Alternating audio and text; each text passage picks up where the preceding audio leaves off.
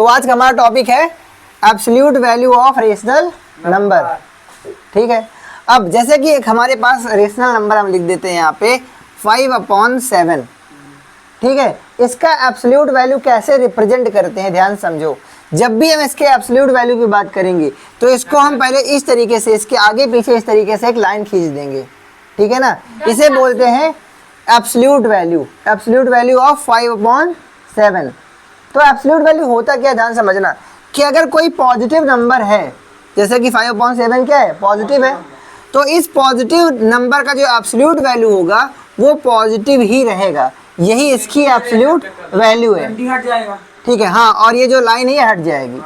अब अगर मान लो 0 है तो 0 का एब्सोल्यूट वैल्यू 0 होता है। पर अगर यही चीज़ यहाँ पर जो ये लिखा हुआ रेशनल नंबर यही निगेटिव में होता, जैसे -5/7 होता, ऐसा होता, तो ऐसे केस में जो इसका एब्सोल्यूट वैल्यू होगा वो पॉजिटिव नंबर होगा। वो क्या होगा, पॉजिटिव। मतलब कि इसमें जो है कि ये बन जाएगा पॉजिटिव। कहने का मतलब है कि हो जाएगा ये 5/7, 5/7 माइनस हट जाएगा, माइनस क्या हो जाएगा, हट जाएगा। निगेटिव रहेगा तो किस में हो जाएगा, पॉजिटिव में। हाँ, बस यही हमारी एब्सोल्यूट वैल्यू है, कुछ नहीं। इसमें मॉड लगाना है, यहाँ पे माइनस लगाए तो पॉजिटिव हो जाएगा, माइनस लगाए तो पॉजिटिव हो जाएगा, प्लस लगाए तो प्लस में रहेगा ही, 0 है तो 0 रहेगा ही। पर अगर माइनस है, ठीक है ना, अगर मान लो ऐसा आ जाता है -5/7 इसका मॉड, ठीक है ना, तो इसकी एब्सोल्यूट वैल्यू भी 5/7 ही रहेगी, लेकिन निगेटिव में, पॉजिटिव में। एब्सोल्यूट वैल्यू हमेशा क्या रहेगी, पॉजिटिव, निगेटिव नहीं रहेगी एब्सोल्यूट वैल्यू। ठीक है, चाहे माइनस लगाओ चाहे लगाओ चाहे ना लगाओ, क्योंकि नहीं लगाओगा तो ऐसा ही है, पॉजिटिव में 0 है तो 0 ही है। पर जहां भी माइनस है, देखो ध्यान से, माइनस को हटा के लिख देंगे। बात समझ में आई कि नहीं? अब मैं तुम लोग को क्वेश्चन देता हूँ, ठीक है, क्वेश्चन देता हूँ, क्वेश्चन में तुम लोग सॉल्व करो। तो -12/19 इसका एब्सोल्यूट वैल्यू निकालना है, ये पहला क्वेश्चन है। फिर दूसरा क्वेश्चन मैं आपको देता हूँ, आसान हो चाहे जो करते जाओ, और जो नहीं आएगा हमें बताना, ठीक है। तो ये पहला क्वेश्चन हो गया। दूसरा क्वेश्चन है 7/11। तीसरा क्वेश्चन है -15/17। चौथा क्वेश्चन है -1/3 मल्टीप्लाई बाई 7/-3। ठीक है, इन चारों क्वेश्चन के आप करके दिखाओ।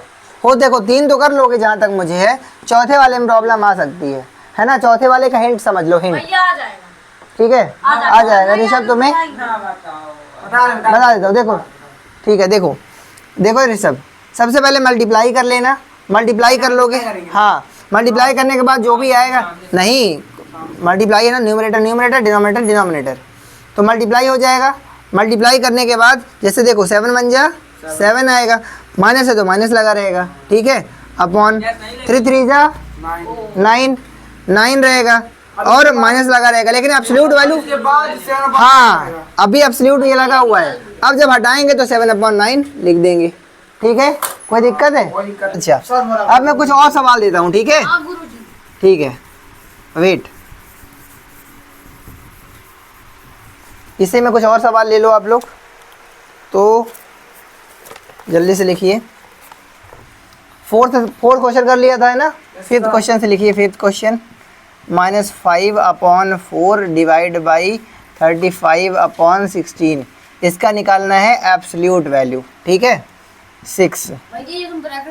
बाद में आप लोग अपने हिसाब से, जब कभी भी अगर ब्रैकेट में दिया हो, ठीक है, तो एब्सोल्यूट निकालना है ना, तो सॉल्व करने के बाद उसे अपने आप लगा दो मॉड का निशान, ठीक है, और देन फिर उसको सॉल्व कर लो।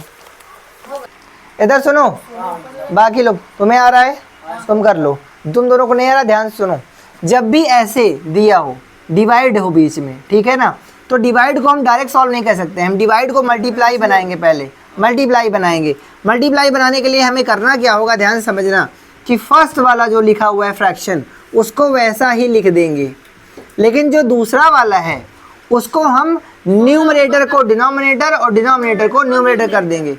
तो ये 16 ऊपर चला जाएगा, नीचे क्या आ जाएगा 35, और ये जो डिवाइड का साइन है ये क्या हो जाएगा, मल्टीप्लाई का साइन हो जाएगा। ठीक है, रेसिप्रोकल करने से ये होता है। अब सीधे सीधे जो करते हैं वही कर लेंगे, मल्टीप्लाई कर लेंगे, इधर कर लेंगे और फिर लिख देंगे। ठीक है ना, करो, ध्यान दो इधर। जब भी एब्सोल्यूट वैल्यू निकालना हो तो यहाँ पर क्वेश्चन तो हमारा ये था, ठीक है, सोल्यूशन में यहाँ पे हम मॉड लगा देंगे, मॉड लगा के सॉल्व करेंगे। देखो ध्यान से, अब मल्टीप्लाई है तो 16 5 जा 80, 16 5 जा 80, तो यहाँ पर 80 लिखोगे माइनस में, है ना, और फिर 35 4 जा 140, वो ये तो प्लस में ही रहेगा। अब ये मॉड है, पर देखो अभी 0 0 क्या हो जाएगा, कट गया। अभी क्या बचा 8 और 14, तो ये भी कटेगा अभी, है ना। 2 4 जा 8 और 2 7 जा 14, ये माइनस है तो माइनस लगा रहेगा।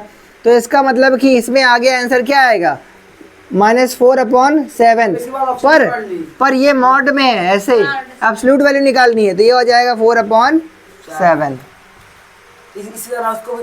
इसी तरीके से भी करना है, बट यहाँ पर सब्सट्रैक्शन है तो पहले इसका सब्ट्रैक्ट करेंगे, उसके बाद फिर जो रहेगा मॉड निकाल लेंगे।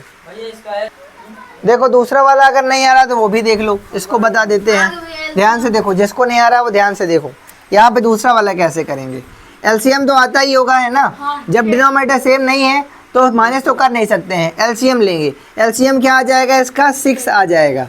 ठीक है, अब जब एलसीएम 6 आ गया तो यहाँ पे 3 2 जा 6 है तो 1 2 जा 2 हो जाएगा और -5 ही रहेगा, है ना। इसको सॉल्व करेंगे, ये मॉड में रहेगा तो इसको सॉल्व करेंगे आगे, तो 5 बड़ा है बट माइनस का साइन है ना, तो 5 में से 2 जाएगा, 3/6 आएगा, बट साइन किसका लगेगा, बड़े वाले का, तो माइनस का।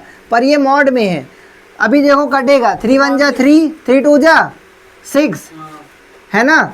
तो आंसर में क्या आ जाएगा, -1/2 मॉड में, और फिर इसका आंसर क्या आ जाएगा, 1/2। ठीक है, कोई डाउट। तो एब्सोल्यूट वैल्यू सॉल्व करेंगे, लास्ट में माइनस रहेगा, प्लस कर देंगे, बस और कुछ नहीं है।